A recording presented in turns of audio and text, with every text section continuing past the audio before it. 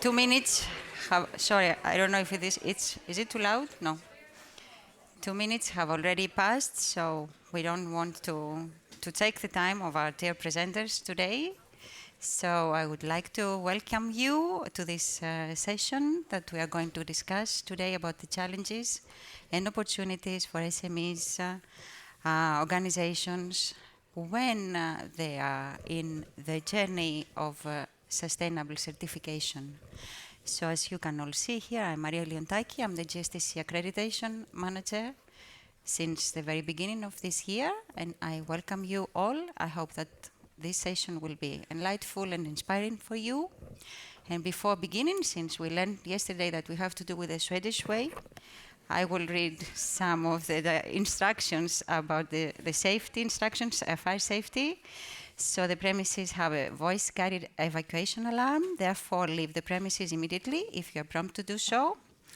The premises have 2 emergency exits, so look around. The closest one might be right behind you. One is here and the other one is over there.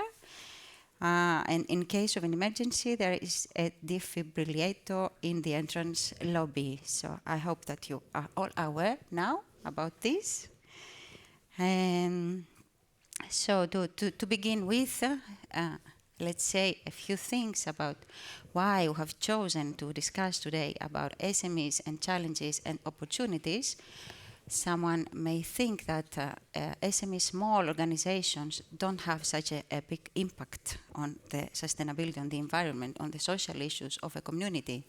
But we have to think that there are many. So all this impact is added and producing a total big impact probably in the locations or in the destinations that they operate.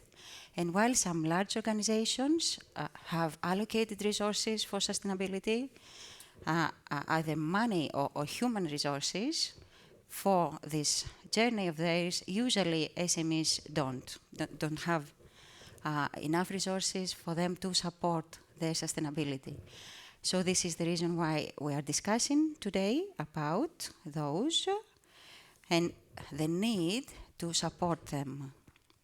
And this is the reason we have already called a panel of experts and speakers that will share with you their knowledge and experience on such issues. And I will call them with the line that they will also present. So I will first call Saul Blanco Sosa, who is coming from Guatemala. He specifically asked me to say that he's coming from Guatemala, so I did.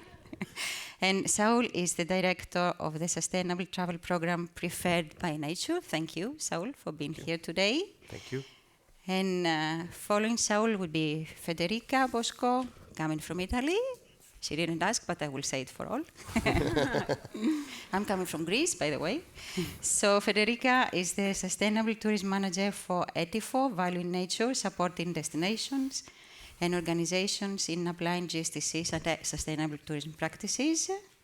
And then we will have Florencia Kogan, who is coming from Mallorca. Originally from Argentina. Yeah, but now you came from Mallorca. And Flor is the leading Biolinea sustainability department, assisting again companies and giving training in sustainability practices in Spain. And last but not least, as always said, it's Catherine Gilvarry, who is coming from Ireland and works as the head of the supply and is leading the sustainability framework at Hostelworld, an online travel agent focused on the hostel market. So thank you all for being here. And okay, we still have 50 seconds, but I think that we are ready for you to go. Perfect. So hello everyone. They told us we could stand up, so I will because I'm used to. Otherwise, people in the back won't see me. So that's I always have to do this everywhere anyway. So my name is Saul Blanco Sosa. I'm part of Preferred by Nature. Preferred by Nature, for those who don't know us, is an international non-profit organization that's been around for about 30 years, working in developing solutions for sustainability and sustainable management and responsible management of businesses and land, with the intention of always benefiting people, nature, and the climate.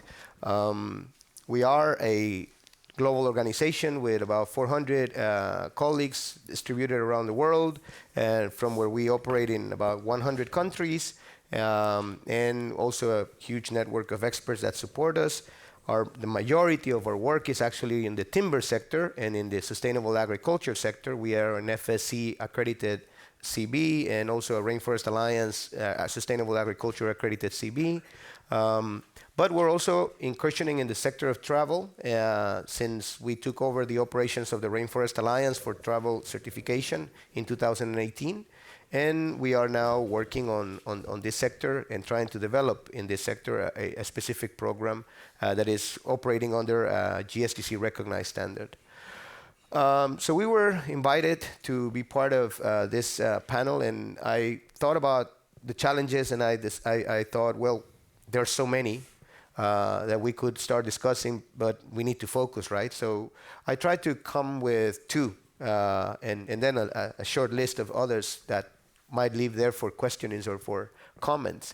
First one that we see as a challenge in the SME sector, in the travel sector, is related to the complexity and the extensiveness of the standards. For many SMEs, when they see the standards and the set of criteria, they feel daunted. It's generally too much. There's a lot of requirements, and it's the first thing that scares away many people. Even big ones feel afraid of those. I cannot imagine a small family-owned hotel thinking, okay, I have to go through all of these 40-something criteria plus almost 200 indicators. So that's really, really challenging for them. So some opportunities could include, in our opinion, developing a framework where SMEs can easily access learning content to support and prepare for implementation. There's a lot of need for that. We talk about many topics: inclusivity, climate. We talk about topics that are very foreign to day-to-day businesses. So we probably need to improve this type of availability of resources. Funding in some specific areas and cases is also useful. We don't suggest it should be for everything, but for some parts of the process, yes. Create a stepwise approach to facilitate the beginning of the journey, kind of like what WTTC is doing right now with the sustainability basics. They just launched their 12 criteria program, and it sounds like a good way to start. And we also need to improve the narrative around SMEs' understanding of certification. They need to, every time we tell people certification is not an end, but it's a mean, everybody says yes, but we still treat it like an end. So it's quite curious. As another challenge that is always in the mind of everybody is, of course, the financial constraints. The cost of implementation of third-party oversight is perceived as expensive, and this is partly true, and this is also partly a myth, in my opinion. Financial resources, of course, are always limited. Companies have difficulties in accessing them. That's always like that. However, the fact that sustainability is perceived as an add-on and not as something that should be embedded in the actual culture of the organization, in the elements or attributes of any organization, is also why sometimes it's perceived as an extra. Oh, I have to pay extra for this. But you should be sustainable anyway. So you're not paying extra for anything. You're doing what you should be doing anyway, regardless of being certified.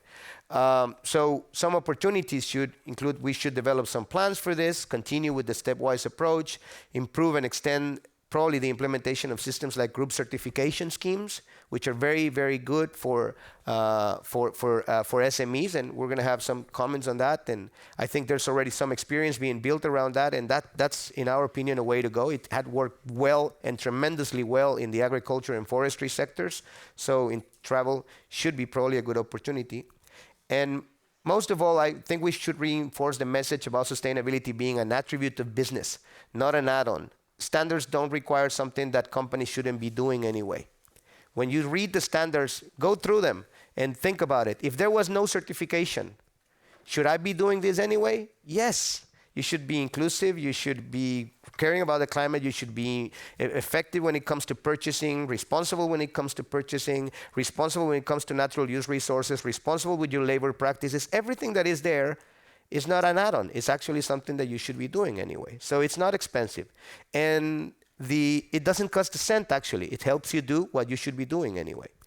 And other challenges that I think we could share with the group, and this is maybe for food for thought, may include the maintaining consistency and quality control. SMEs struggle with this, especially because of what I said at the beginning.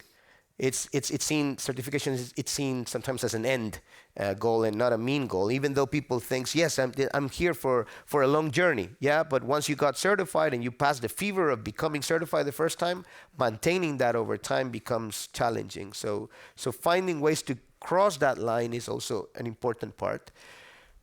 We maybe need to start opening a discussion about if the one-size-fits-all concept is really good, because probably it's not. Probably hostels and Airbnbs need their own approach through sustainability. We couldn't expect an Airbnb rental to do what Radisson Hotel does, but they should also be doing some sustainability efforts as well. And then we're measuring them with the same ruler. We need to have clear expectations about the outcome. Sustainability can and will make SMEs more competitive, but other factors also come in play. Destination, safety, all of those details. And implementing sustainable actions is not something that we're able to sell at a higher price. And probably this is something some people might not like, but this is actually how it is. Is it like telling people, well, because we're giving you good service and we're treating you well at the hotel, we'll charge you more? No, it doesn't work like that. Clients are already expecting this from you. So we probably need to get rid of that myth, the sooner the better, because otherwise we're creating false expectations on participants. And last, in the tour operator world, we need to review the load distribution of their requirements. Most pressure is right now going to the very last part of the chain, which is usually the smaller member of the supply chain. So cruise lines are asking tours to be sustainable, but the one that is making the huge effort is the one that provides the land tour at the local level, and that's really, really impactful for them. So yeah, sorry for that. The 45 seconds that you gave me to spare. Thank you very much, everybody. You were good. Oops.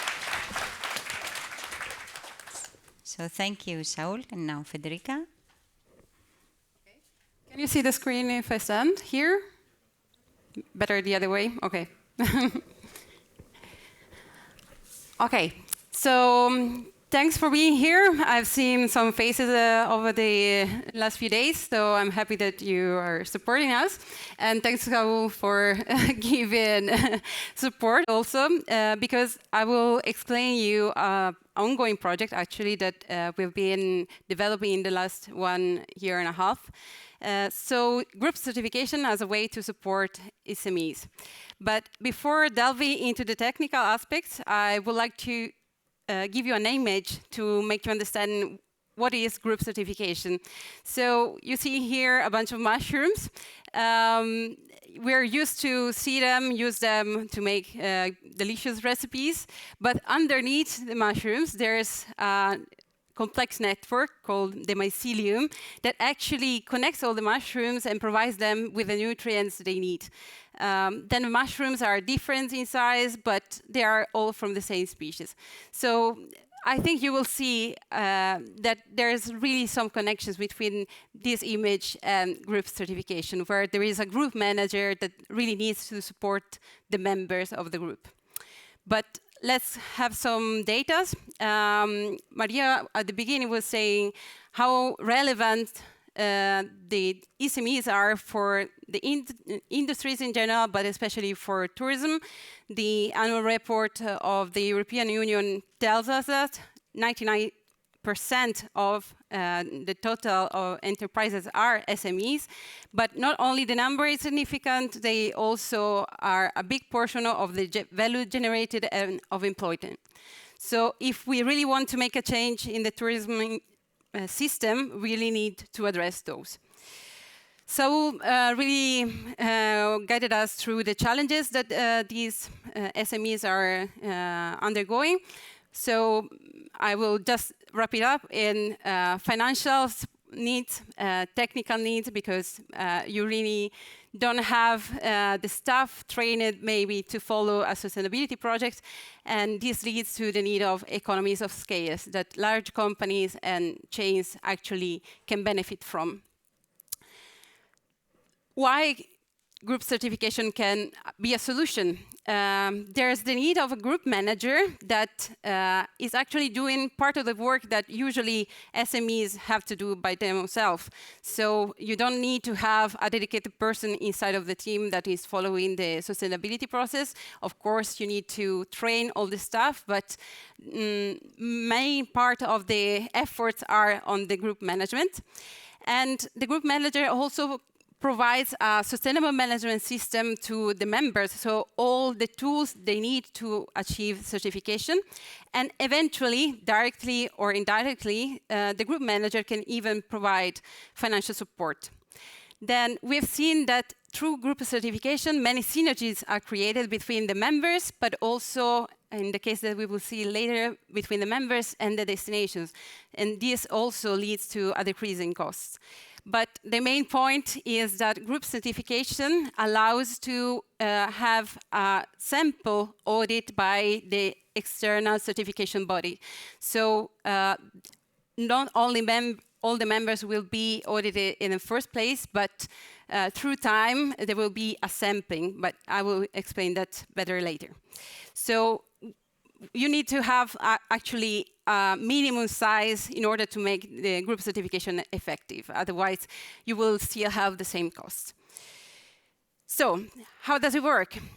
It starts with the implementation of the sustainable management system. And believe me, this is a huge part of the work, but this is not what burdens SMEs. It's part of the group manager work.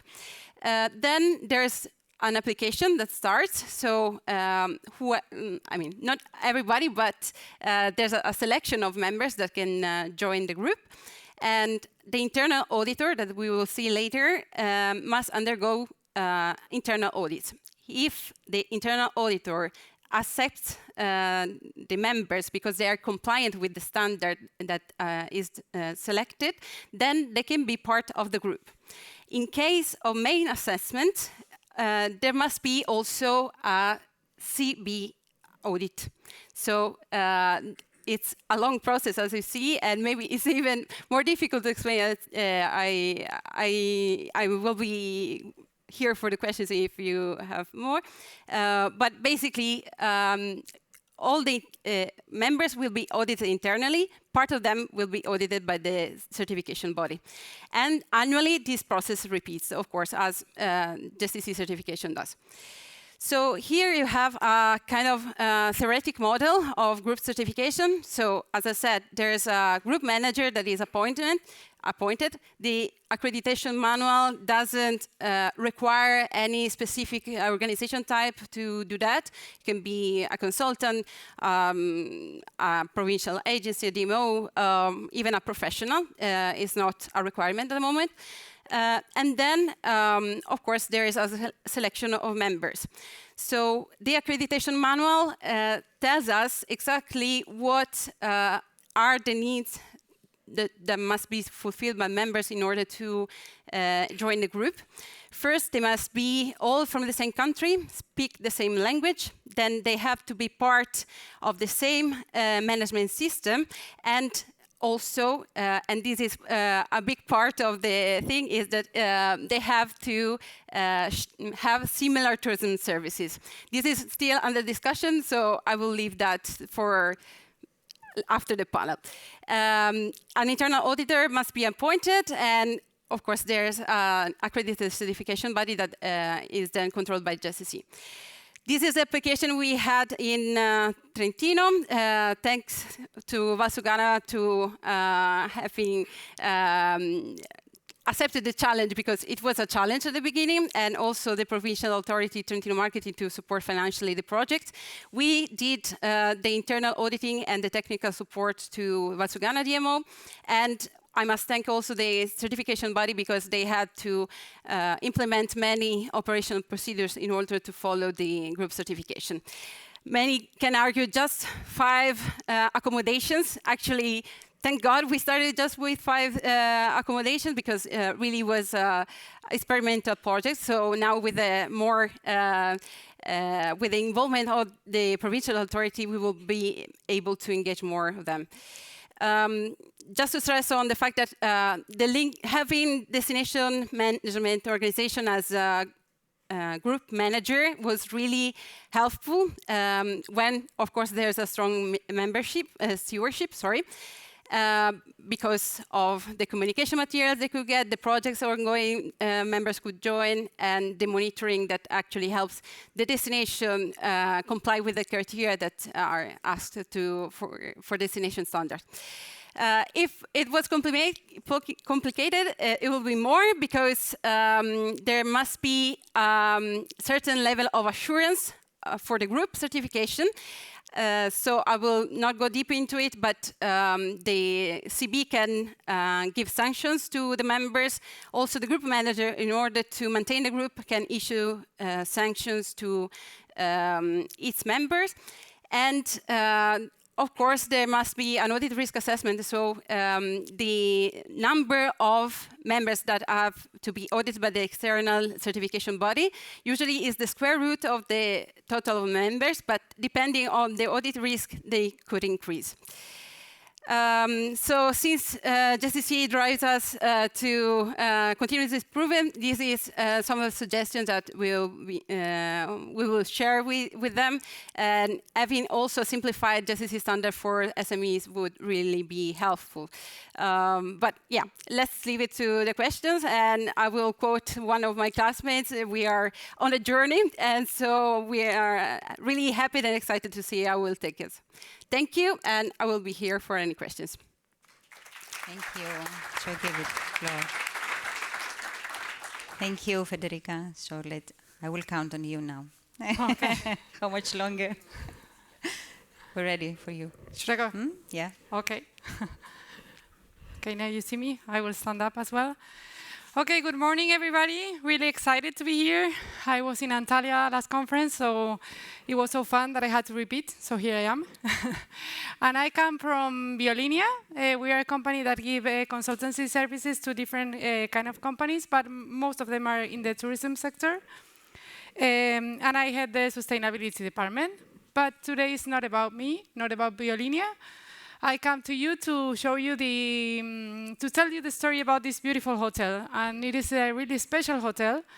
And not only because they are the apple of my eye, but also because they are really pioneer when it comes to sustainability in Mallorca. They are located in Mallorca, in the north, where you see all the mountains up north in Sóller. And they are really special because they have become the first hotel to be certified under the GSTC standards in Spain. So they are really proud of it. I'm really proud of them. And it also, this achievement comes even bigger if you take into account that it's a family-owned independent hotel, so it's not part of the chain. So it's a pretty big deal that they were the first in the whole Spain. So this is a hotel. When you can visit, it's really beautiful. It's in the Serra Tramontana.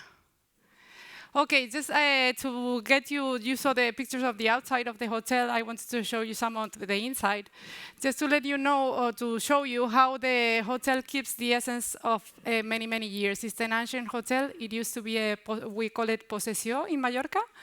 That's a rural estate. It used to be autosufficient, and now it turned into a hotel. It started with only 8 rooms, in times where hotels were not a thing in Mallorca yet. They are now, as you know. But they keep the essence of those years. You can see here, for example, that's a olive oil press on the left-hand side. And then on the right, well, the other way around. And this is the picture taken by me last week.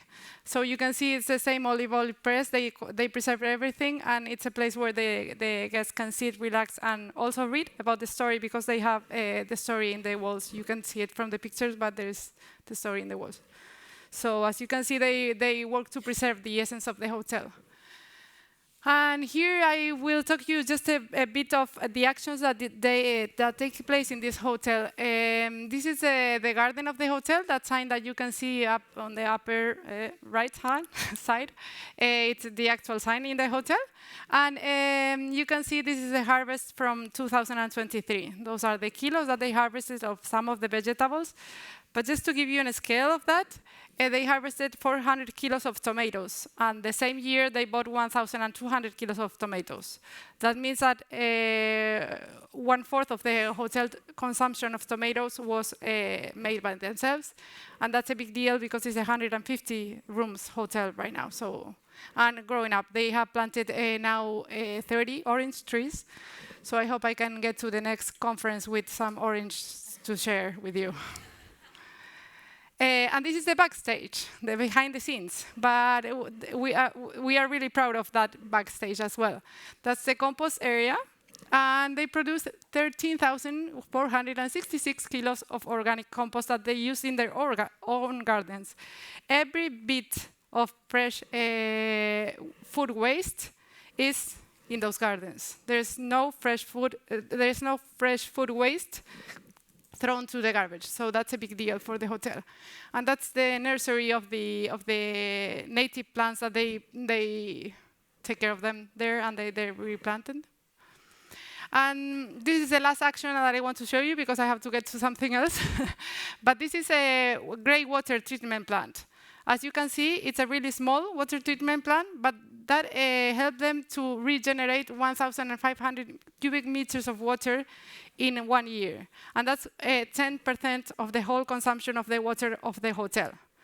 And it's a really simple procedure. They just put the water in this blue container that you can see there. And then after that, it goes through these small filters. And within these small filters are these cotton balls that you can see. You can see the dirty cotton balls hanging there. And they take them out every week. And they take them to the washing machine. And that's Joan from Technical Services. And then they put them in the dryer and they put them back in. And then that water, after going through those filters, goes through a UV rays.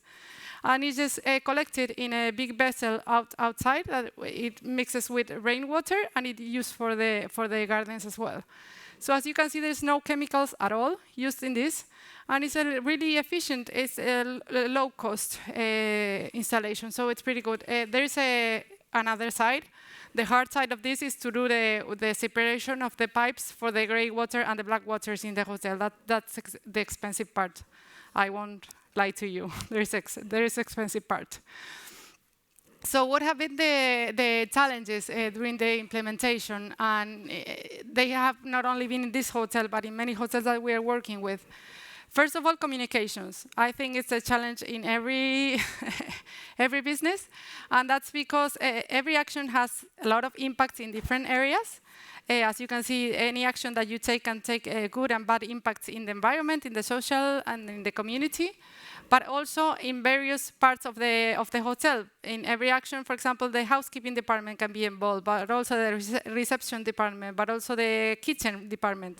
So it's really important that everybody is communicated and understand what they are doing, because it has happened to us that things between our visits change, and you don't know why, and it's because somebody took a decision from another department because they didn't know what we are doing.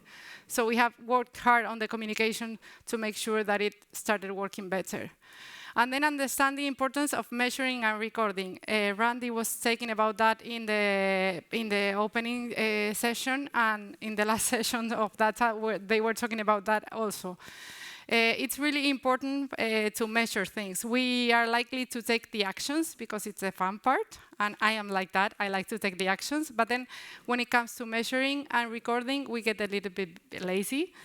But we need those data to seize the importance. We wouldn't be able to seize the importance of the grey water treatment plant if we didn't see those numbers. So now the hotel is prepared to do more installations because it's only installed in 50 rooms, but now they will continue because they see the numbers. So numbers are important, and as they said before, it's a challenge for SMEs to get the numbers because it takes time and it takes a lot of effort. So it would be great if all the initiatives that I have heard around to help SMEs to get the numbers better would take place. Oh, I'm over time already.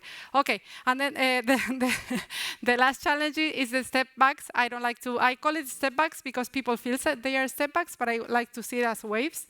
It's just you are always improving, but sometimes slower. So not everything goes right. And it's hard to sometimes to keep the motivation, but I will be glad to share with you some experiences, but I don't have time. They only gave me 7 minutes. Can you believe that? And I'm already okay. And just the helpers. I saw you put a Spider-Man, Federica. I have Superman, so I'm glad we have different heroes. But just strong commitment from the management is fundamental to get the things done. They are the ones that say okay to the money, so it's really important. To the money and the time of the staff members, so it's important. And a pioneer sustainability legislation. We have a huge pioneer sustainability legislation in Balearics, and I will be happy to share with you that also. And if you want to take pictures of these sessions, please do so now, because I told the staff members that they were going to be on screen on Sweden, and they were really happy. So just to make sure that they were here in the screen. These are not only the helpers, they are the real driving force. They are really happy and long-lasting staff in the hotel. They've been working there for many years, and that's fundamental to get things done. So thank you very much. Thank you.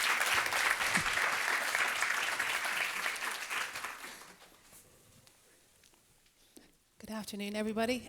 It's tough coming last, but it's also good because I can steal a lot of what you said and make it relatable to Hostelworld. So for those of you that don't know Hostelworld, we are a hostel-focused OTA. So we are not an SME, but we're kind of an SME in the OTA space. We're a smaller operator than some of the big guns out there. We were founded in Dublin in 1999, so we've been around quite some time.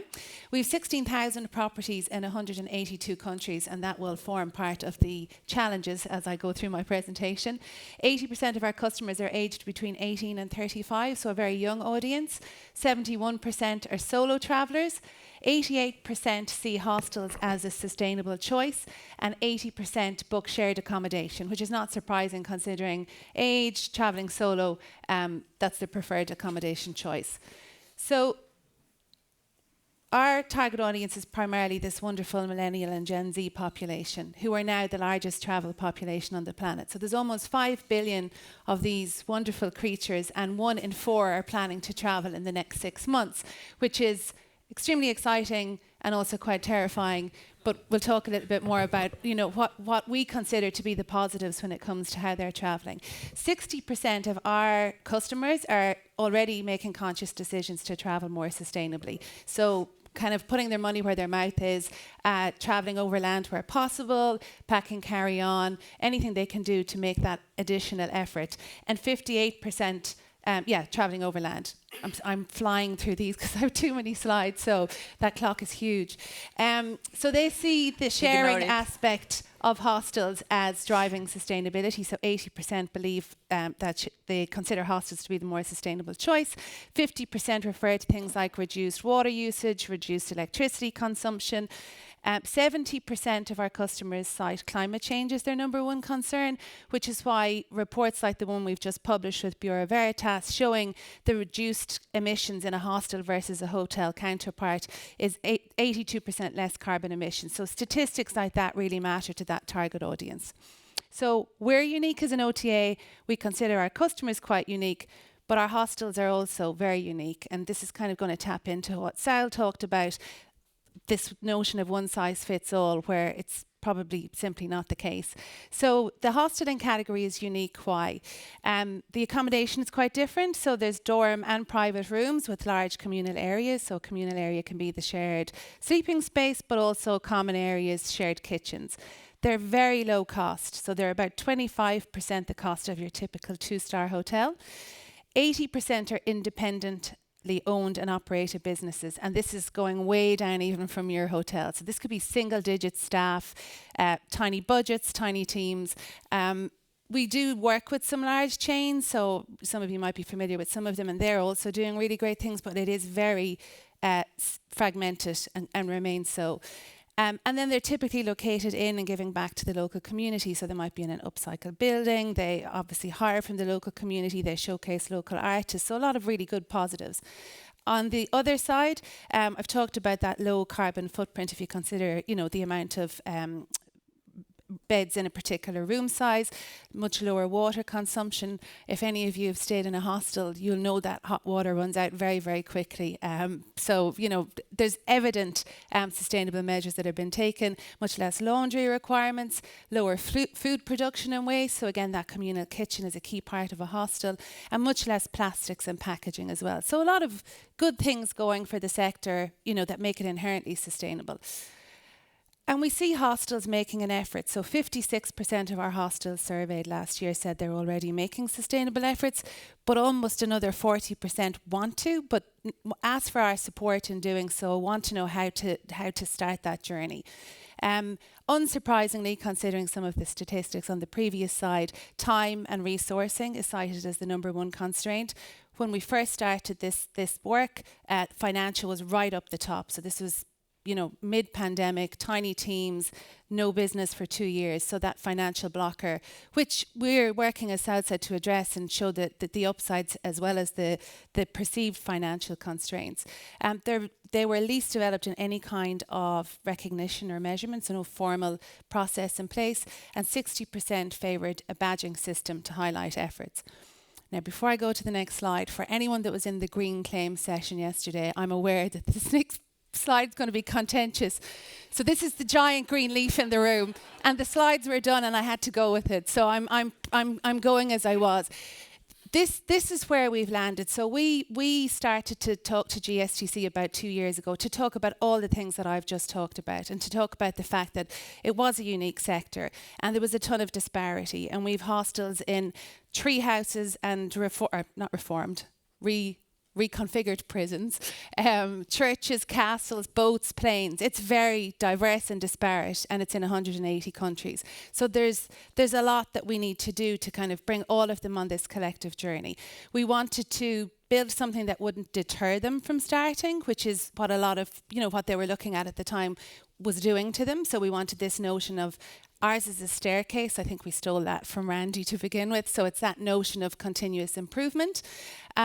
We wanted something that also showcased and recognised the benefits that exist already. So we wanted to kind of infiltrate how we were portraying the criteria with things they were already doing, because it's very encouraging to do that, to allow them to hold up a mirror and say, well, I'm actually doing quite a lot. And then we also wanted to build something that would start to tap into all of the regulatory requirements we know are coming down the track. And hostels, whilst they might not be top of the list, they're not going to be exempt for long. So that was the approach that we took.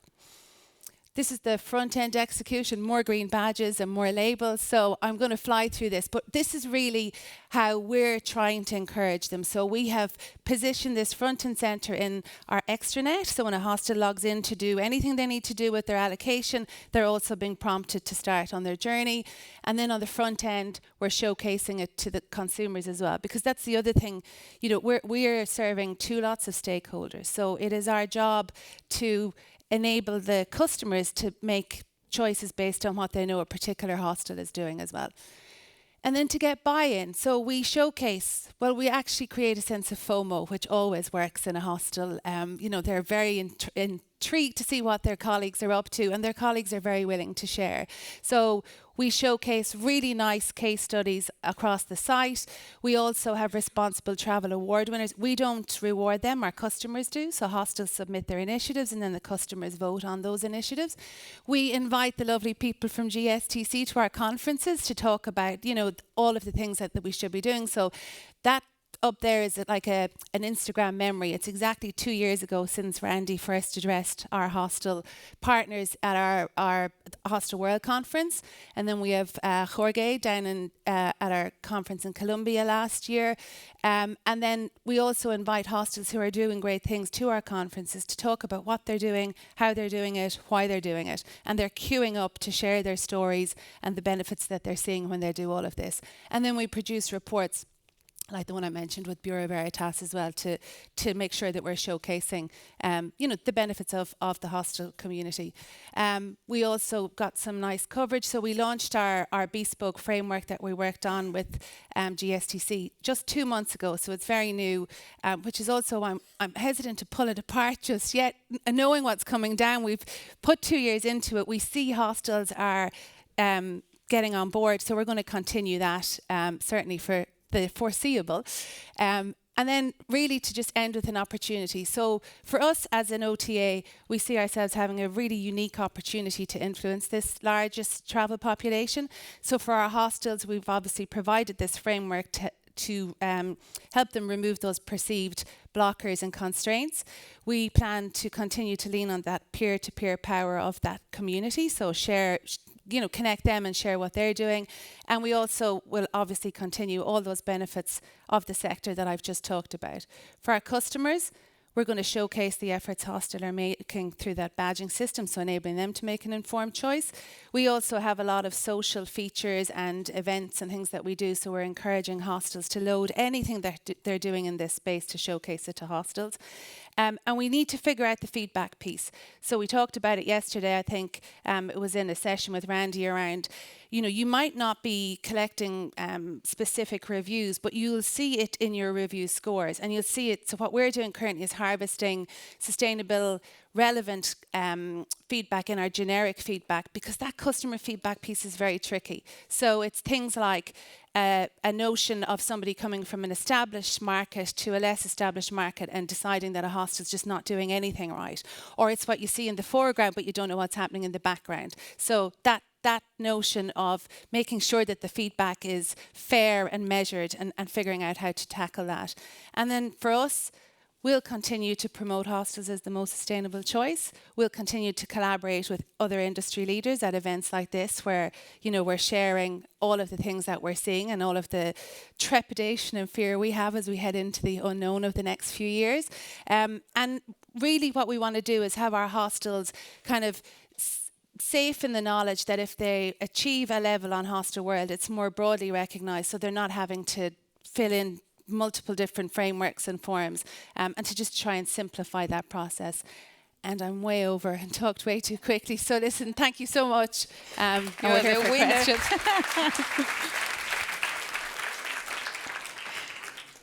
So they all have so many things to share that they couldn't stop talking, but I already knew that from before. So to give you some time to submit your questions in Slido, I will begin with some of the questions for each one of you. So Saul, you referred to your first challenge, let's say, that was about the legal requirements and the difficulty that SMEs have to comply with. Do you have some examples, probably specific, to share how you, as a company, help them to comply with legal requirements? Because we are discussing here about the basics, something that has to do with the initial operation, let's say, and not only with the sustainability journey. And it's an important one for SMEs. Thank you. So actually, I wasn't implying legal requirements specifically. I was talking more about that the perception we always have gotten is that when companies ask, can we see the standard? Can we see the criteria? And we share with them the criteria, and they see the size of the criteria, the number of requirements. Their initial reaction is to feel afraid that that's too much for them. And it is partly a myth, I would say, because once they start looking into it, they allow us to show them that this is a journey, that they can go part by part, and they can take bite-sized approach into this. Then they start feeling more confident. But there are many, and that's where I see the risk, or where we see the risk, is that there are many that don't even give you that chance. They just see that the requirements are so much, and they just don't continue with the process. So sometimes when we say we have this amount of criteria, we're basically rapidly discouraging people to participate. So we need to find ways to wrap up this in a better way, so that people feels more encouraged, especially SMEs, into engaging into this journey, which is actually a never-ending journey that we're inviting them to, and that's critical. Making it easier for them to digest. Yeah. In the first place, and then That's comply with all the requirements. Yes. Okay. Thank you, Saul. So I had a question for Federica about the group certification, if you would favor it or not. And now I see that we also have a popular question here from the audience, from Ayako. What's the ideal group, the ideal size for a group certification in order for some organizations to choose group versus single? And what is your opinion about that? Maybe there is a turning point, I don't know, in choosing one over the other. Sure. So I don't think they are competitive models. I mean, I see single certification for large companies that really want to undergo a path alone with their own times. Being in a group means also respecting the time of the other members. So if you are a leader organization, maybe you want to do your own innovation, go your own path. So I definitely would go with single certifications for larger companies and even chains. Instead, of course, group certification is really, for us, a tool. It's not GSTC is not the only case that is applied. We have taken the experience from the FSC group certification. But yeah, there's no right size. The right size is the one that the group manager is able to manage. So depending on is the group manager a single person or an organization, then you can actually make your own audit risk assessment, and based on that you can say, okay, I've reached a certain level and the threshold until, and after that I won't be able to manage my members, and you would put them at risk. So this is really, I mean, a technical solution, but there's no perfect size. I would say there is a minimum size, of course, because if you do a group certification with a low number of members, the cost will be the same of single certification. So, I mean, being part of a group has also other benefits, but I think then 10 would be like the financial viable solution for a group size. In terms of maximum numbers, depends. As economic, you haven't done so many experiments yet, yeah. Because you said that you experimented and yeah, how it goes. So we need more. Sure, we will have some more experiments to decide then what is the turning point, because in some cases it might be good, I suppose, and in others no. And sure. It will also probably depend on the maturity of all those that are in the group. Sure. Thank you, Federica. And now, Flo, you said about one of the challenges that you had during the certification of this for sustainability is the difficulty to keep up the motivation. So you seem like a really motivated person. I am. Can you share some of your experience about how do you do it, this one, or how they do it, or what would you suggest for them to do? Well, that's a tough question, because I thought it was an easy one. No, because it depends on the people that you're working with. So you can motivate them in a way or in another. You can talk about this specific example for this hotel. For this hotel, for example, this year, unfortunately, we have had more electric consumption and more water consumption than last year, after all the efforts. So that's a step back for the people, and that's a lack of motivation, and that's they say, okay, if we did everything and we are getting worse numbers, what's going on? Why? There's no sense of doing that. There is no point of doing that. So first of all, what we did was an investigation. Let's see what happened here. So we realized that we had, as you may be aware of, there's a climate change going on. So we had in Mallorca a really long and warm summer. So there was more air conditioning going on. So in 150 rooms, more air conditioning, you can tell how much more energy consumption there is. So once we found the cause of that, it was easier then to say, okay, now we understand what's going on, let's see what can be done.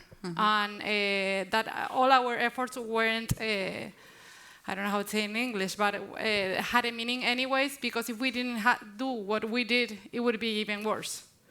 And the same thing happened with the water. We realized it was something with the pool. It was a problem with the pool. They had to empty the pool and then fill up the pool again. So we have put some new measures in place in order to reduce that water. So that kind of motivates people and keep up telling them what's important. And it's really important that the management is on that and make sure that the staff members get that congratulations and get on their efforts. And it's important that you make them feel that they contribute to the solutions also. So yes, that's for sure. They have to be, as I told in my last slide, all the staff members, they have to be on board by the very, very beginning, because otherwise it's not possible to implement a sustainability or any kind of management system in an accommodation. If there's anybody who have tried that without the onboarding of the people, I would like to hear their experience. and for this reason, you can use the picture of the conference so that you can motivate them even more. Yes. That's why I wanted the picture. Yeah, they were really, really happy. Imagine where you will be the next one. Thank you, Flor. Yeah, thank you. Catherine, for you, and question.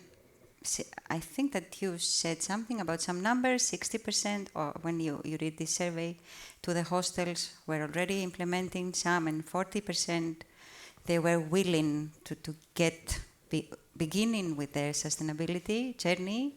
So this 40%, you think they already did some things when, afterwards discussing with them, they were doing some things that they didn't even know, or probably not.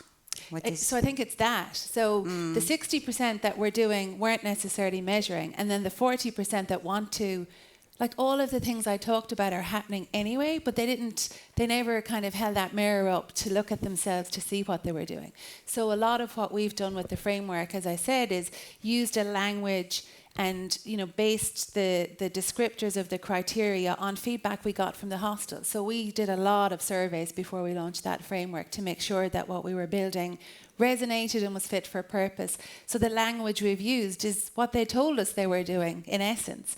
And that really helps get buy-in, because if it's familiar and, there's nothing worse than sitting down to self-assess and realise you're doing absolutely nothing. But that wasn't the case. So I think it's been very reassuring almost to them that, well, I'm not that bad actually. Yeah. And that measurement piece was simply because they didn't have the tools. There was a perception around cost and time and all of that. So what we've built is pretty straightforward. There's it's fine for now. It will need to expand and grow, but they can start to capture some of their emissions and their measurements, and really just start to monitor and then work on that progress piece as well. So it all went well. Okay, so thank you all, and I will continue with the top of the questions that we have here from the audience. I don't see the name. Well, it's Ahmed, I think. Do the GSTC recognized standard owners have a role in the group certification model, such as coaching and implementing standards? So probably Federica. Sorry, I didn't get the first part of the question. The GSTC recognized standard owners have a role in the group certification model, such as coaching and implementing standards. I don't know who can answer this question from the panel, but whoever wants to can do. No. I think, otherwise, I think recognized standards have done great work in implementing a sustainable management system, and I think that can be used in order to help members in order to achieve an accredited certification. So I think that maybe their role could be changing depending if they want to become a certification body or more support organization. And it But, certainly yeah. is If I may, important always. Yes, I will, of I course. kind of feel that the question has like two sides. GSTC recognized standard owner sometimes can play the role, sometimes might decide to play the role of becoming a CB at some point, and then therefore coaching will be out of the question. Yeah, but if it doesn't, if it continues to be more an implementer, then it is. But more than the standard, because the standard are the requirements, but group certification, and you can correct me if I'm wrong here, but group certification also requires a specific set of procedures for the group certification. So preparation will require an extra set of procedures that will make the group certification work. So whomever goes into group certification should also take that into account. It's the standard plus the group certification procedure. And that doesn't make it more complex. It's just that the group certification procedure has this different dynamic where multiple organizations are working together. And one thing I would like to add in terms of group certification is that we generally tend to stop at the financial benefit of having a certain size of group. But there's another benefit which is very, very important, and that in the agriculture sector and forestry sector doesn't work like that, but in the travel sector is fabulous. It's the networking, the peer learning, the possibilities of exchanging that group members can have. That's really valuable, and we're exploiting in that very, very low in the travel sector. So it's this huge opportunity. So there was a question about how do we increase literacy? Well, group certification is probably a great channel for that. So we should probably work more on those kind of models. Especially for SMEs, really, really Sure, important. of course. This Of course. one. I Totally think agree that with you. they have to stop seeing each other as competitors, but start working together. Yeah. Actually, in the sustainability case, I guess that's the cases of success are those who learn that either way, the cake is big. Everybody will have a piece, and much better if they're doing it all together because it impacts more the destination. Yeah, at the food waste session, they would call the competitors soulmates because they said they understood it, and I love that word, so I'm taking it back to Mallorca. We to can see how keep it works. for the session. See how it works. We only have 1 minute, so maybe I will ask you about the last question, I think from Rachel. How should SMEs talk to consumers about certification? Is it relevant, or is it better to just highlight the sustainability actions undertaken? Is any one of you how to talk to the consumers that would like to answer this one? I'm more with the communication of the actions. I think it's more important. The certification, it's a label, it's important, but what you are really doing is what gets to the hearts of the people that are coming to visit. So in the hotel sport, for example, they started to do a visit for the premises because it's as I told you, it's a possession. They even have a chapel that they did to thank for a miracle when they had a big plague on the area and 1,000 people died, and they were doing the quarantine in that same hotel. So they do a free guided tour within the premises of the hotel. So they thought, since we are doing this, we might as well share what are we doing in terms of sustainability. So they take the guests to the garden, they take the guests to the compost area, they show them the great plant water that is not beautiful, but the guests really love that experience, and they even put comments on TripAdvisor and so on. So communication can be even not an obligation, but an opportunity, for sure. Yeah, I'll just second everything that she said. And so again, our audience are experience seekers, so they'll buy much more into a hostel that's running an incredible volunteering program that they can get involved in versus a list of practical things that they're doing. So it's very much storytelling for us and bringing it to life. And this is always important, right? So thank you all so much. I hope that you get some good ideas. We don't have time for the rest of the questions, but we are now all going for the lunch that is in the next one, next to this room. So you can find speakers, I suppose, and discuss further. Thank you. Thank you.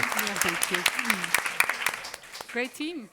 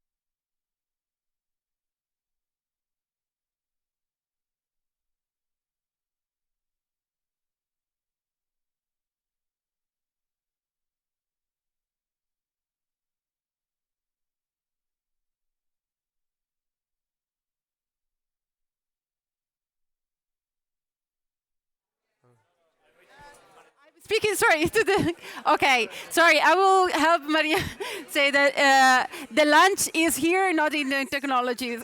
Yes, okay, that's it. Thank you.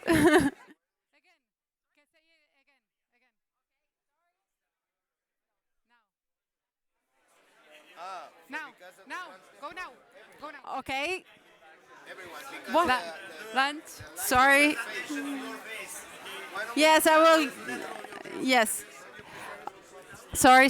Okay, I will repeat. Lunch is here, not in the technology building. Okay? Here. Okay.